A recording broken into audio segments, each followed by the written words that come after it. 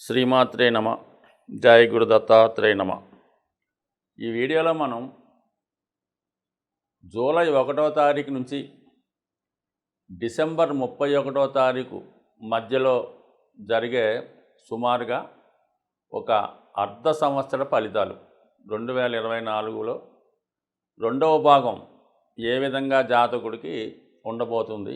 అయితే మనం జనవరి నుంచి జూన్ వరకు జరిగిపోయినటువంటి జాతకాన్ని, వాటి యొక్క స్థితిగతుల్ని ఇంకొకసారి రివ్యూ చేసుకొని కనీసం జరిగిపోయినటువంటి పొరపాట్లు అవ్వచ్చు, లాభ నష్టాలు అవ్వచ్చు, ఈ రాబోయే అర్ధ సంవత్సరంలో సరిదిద్దుకునే విధంగా గ్రహాలు ఇస్తున్నటువంటి అవకాశాలు ఏ విధంగా ఉపయోగించుకోవాలి అన్నటువంటి ఉద్దేశంతో ఇది కేవలం ఒక రివ్యూ లాగా, ఒక రివిజన్ లాగా చెప్పడం జరుగుతుంది. రాబోయే జూలై నుంచి డిసెంబర్ మధ్యలో జరగబోయే అర్ధ సంవత్సర ఫలితాలు. మరి మేజర్గా ప్రథమ భాగం మనం చూసుకున్నప్పుడు ఇంచుమించుగా మనకి శని భగవానుడు, అలాగే గురు భగవానుడు మరి డైరెక్ట్ మోషన్లో ఉంటూ జాతకుడికి డైరెక్ట్గా ఫలితాలు ఇవ్వడం జరిగింది. మరి ఈ అర్ధ సంవత్సరంలో మనకి జూన్ 30వ తారీఖు నుంచి సరిగ్గా సెకండ్ హాఫ్ ప్రారంభం అవగానే మనకి శని భగవానుడు మనకి వక్ర గమనంలోకి రావడం జరుగుతుంది. అలాగే మనకి ఈ అక్టోబర్ 9వ తారీఖు నుంచి గురు భగవానుడు వక్ర గమనంలోకి చెందడం జరుగుతుంది. అయితే ఈ వక్ర గమనం చెందడం వల్ల మరి జాతకులకు వచ్చే ఉపయోగం ఏంటి, గ్రహాలకి ఏ విధమైనటువంటి స్వాతంత్రం వస్తుంది అన్న విషయాన్ని గమనిస్తే తులారాశి వారికి ఈ రాబోయే 6 నెలలు జరిగిపోయినటువంటి 6 నెలల కన్నా చాలా మెరుగైన ఫలితాలు రావడం జరిగే అవకాశం ఉన్నది.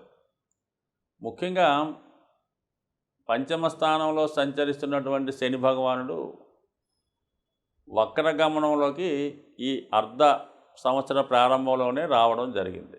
అంటే దానివల్ల ఒక విధంగా చెప్పాలంటే 4వ భావంలోకి వచ్చే ఫలితం.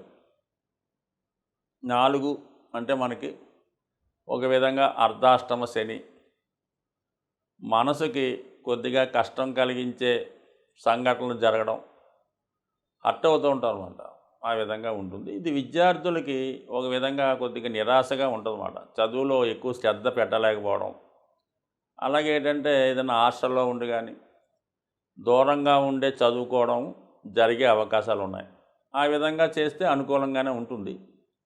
అయితే పంచమ స్థానంలో శని భగవానుడు వక్రించి ఉండడం వల్ల జాతకుడికి టాలెంట్ విపరీతంగా పెరుగుతుంది. గతంలో కన్నా కొద్దిగా ఎక్కువ హార్డ్ వర్క్ చేస్తూ తనను తాను రుజువు చేసుకునే ప్రయత్నం చేస్తూ ఉంటాడు. ఎక్కువగా మనకి ఈ తులారాశిలో సెలబ్రిటీ రంగం వాళ్ళు ఎక్కువగా ఉంటారు. సినిమా, టీవీ, మీడియా, అలాగే ఏదన్నా నైపుణ్యం కలిగినటువంటి వృత్తుల్లో ఉండడం జరుగుతూ ఉంటుంది.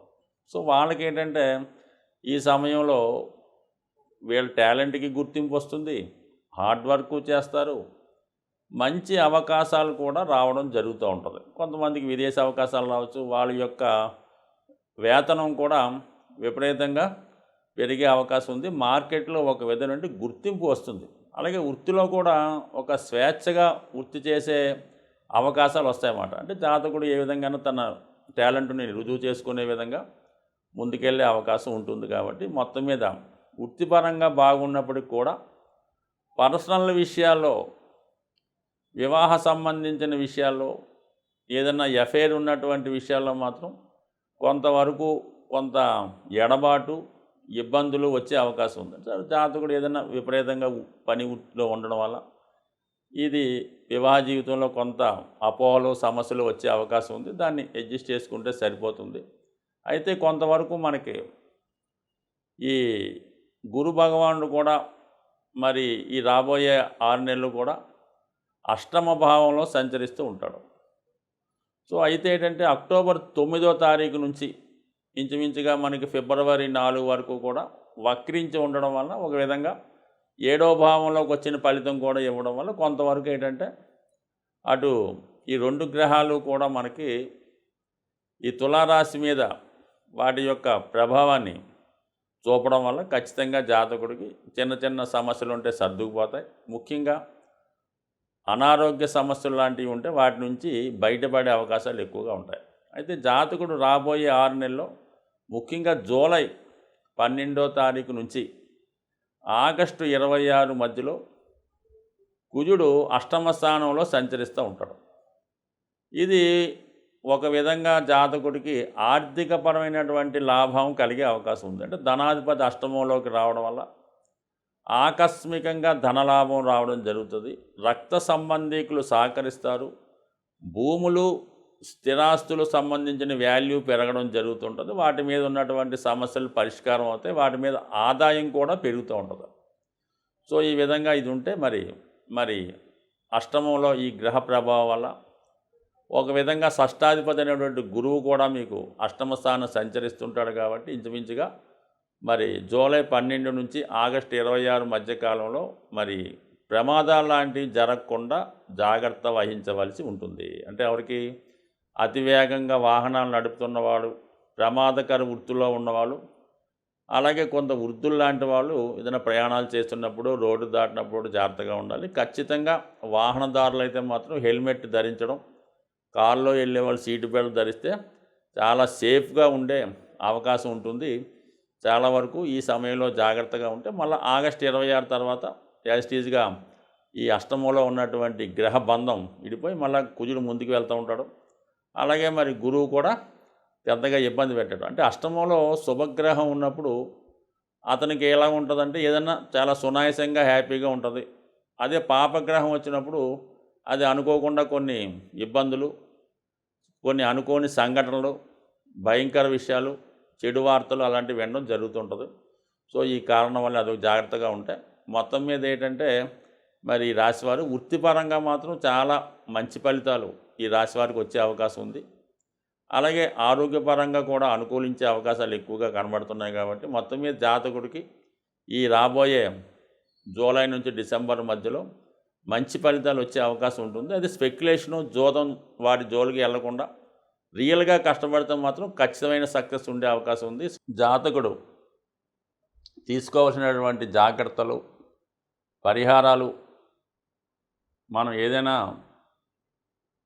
జాతకపరమైన సమస్యలున్నా, గోచారానికి సంబంధించిన సమస్యలున్నా వాటికి సంబంధించినటువంటి పరిహారాలు చేసుకోవడం వల్ల కొంతవరకు వాటి యొక్క తీవ్రత తగ్గడం జరుగుతూ ఉంటుంది. ముఖ్యంగా అన్ని రాశుల వారికి కావలసింది గురుగ్రహ అనుగ్రహం. ఏ భావంలో గురువు ఉన్నా ఖచ్చితంగా ఆ భావాలకు సంబంధించినటువంటి మంచి ఫలితాలు ఇవ్వడం జరుగుతూ ఉంటుంది. గురుగ్రహ అనుగ్రహం కోసం ఎప్పుడన్నా సరే మీరు గోవుల్ని సేవించడం వల్ల, ఎక్కువగా గురువు యొక్క ఆరాధన అంటే మనకి ప్రత్యక్షంగా ఉన్నటువంటి మీకు విద్య నేర్పిన గురువు అవ్వచ్చు, ప్రస్తుతం షిరిడి సాయిబాబా వారు, దత్తాత్రేయుల వారు, అలాగే వెంకయ్య స్వామి గారు, రాఘవేంద్ర స్వామి, ఇటువంటి వారికి దేవాలయాల్లో అక్కడ దేవాలయాన్ని దర్శించి తగు విధంగా గురువుని సేవించడం చేయడం వల్ల జాతకంలో గురువు బలవంతుడై మీకు మిగతా గ్రహాలు కూడా అనుకూలించే ఫలితం ఇవ్వడం జరుగుతుంది. ఇంకా తీవ్ర ఇబ్బందుల్లో ఉన్నవాళ్ళు, ముఖ్యంగా అనారోగ్య సమస్య కానీ బాగా ఫైనాన్షియల్ స్ట్రగుల్ ఉన్నవాళ్ళు ఏం చేయాలంటే వారు గోశాల దర్శించి ఆ గోశాలలో వీరు ఎంత బరువు ఉన్నారు చూసుకోండి. సుమారు ఒక 60 కేజీలు ఉంటాయి. ఒక 6 కేజీలు శనగలు నానబెట్టిన కానీ వాటి ముడి సరుకు కానీ కొని ఆ గోశాలలో మీరు ఇవ్వాలంటే మీరు ఆవుకు ప్రత్యేకంగా పెట్టగలరు. మీ వెయిట్కి 10వ వంతు బరువు ఉన్నది ఇవ్వడం చేయడం వల్ల, లేదంటే ఎక్కువగా మీకు ఆర్థికపరమైన సమస్యలు ఉన్నాయి, ఏ విధంగా కూడా ముందుకు వెళ్ళడం లేదు, ఈ పెళ్లి సంబంధించిన సమస్యలు, స్థిరాస్తి గొడవలు ఇవన్నీ కూడా కామన్గా ఉంటాయి అందరికీ. వాళ్ళు ఏం చేయాలంటే మీరు ఒక అరటిపళ్ళు గెల ఏదైనా కొద్దిగా మనం ప్రయాణం చేస్తే మరి రోడ్డు దాటిన తర్వాత కొద్ది రిమోట్ ఏరియాకి వెళ్తే ఎక్కువ కోతులు ఉండే ప్రాంతాలు వస్తుంటాయి. ప్రతి ఒక్క ఊర్లో కూడా చిన్న చిన్న అడవులు అవి ఉండడం వల్ల కోతులు ఉంటుంటాయి.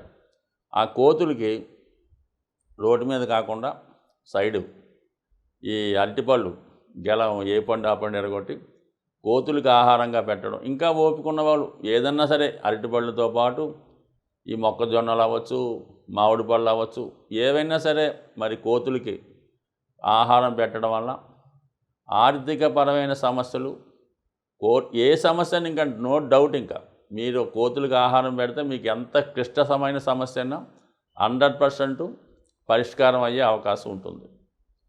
ఇక అలాగే శని భగవానుడి యొక్క అనుగ్రహం కావాలి. ఏలినాడు శని, అష్టమ శని, వక్ర శని అనేక రకాలు జరుగుతుంటాయి.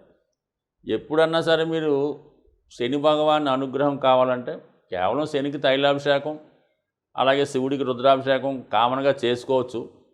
కానీ ఫిజికల్గా కూడా మీరు కష్టపడవలసి ఉంటుంది. మాన్యువల్గా మీరు చేసుకోగలమంటే మీరు మాన్యువల్గా ఆ వర్క్ చేసుకోండి. ముఖ్యంగా ఎవరైతే నిరాశ్రులై ఉంటారో, వృద్ధులై ఉంటారో, రోగగ్రస్తులై ఉంటారో వాళ్ళకి మీకు తోచిన విధంగా సేవ చేయగలిగితే సేవ చేయండి. వాళ్ళు ఏదైనా రోడ్డు దాటడానికి అవసరమైతే సహాయపడండి. లేదంటే వారికి కప్పుకోనక దుప్పటి కానీ, తినడానికి మంచి ఆహారం కానీ, ముఖ్యంగా మెడిసిన్స్ వాళ్ళకి ఒక నెలకి 2 నెలలకు సరిపోయే మందులు ఇవ్వడం కూడా ఖచ్చితంగా మీకు శని భగవానుడు అనుగ్రహించే అవకాశం ఉంటుంది. దాని తర్వాత ముఖ్యంగా రాహు ఎక్కువ ఇబ్బందులు పెడుతుంటాడు. అత్యాశ వల్ల దుర్మార్గమైన పనులు చేయడం వల్ల జాతకులకి ఎక్కువగా జైలు శిక్షలు, లేదంటే ఈ ఏదన్నా మర్డర్లో చిక్కుకోవడమో, లేదంటే ఎవరన్నా వాళ్ళని హత్య చేయడం ఇలా జరుగుతుంటుంది. అంటే ఏ కార్యక్రమాలు చేస్తుంటాడో వాడు ఆ విధంగానే మరణిస్తూ ఉంటాడు అన్నమాట. సో అటువంటిది వాటికి రాహు కారణం అవుతుంటాడు. కాబట్టి రాహు యొక్క తీవ్రత తగ్గాలంటే కంపల్సరిగా మరి అమ్మవారి యొక్క ఆరాధన చేసుకోవడం, చండీ హోమం లాంటివి చేసుకోవడం మంచిది.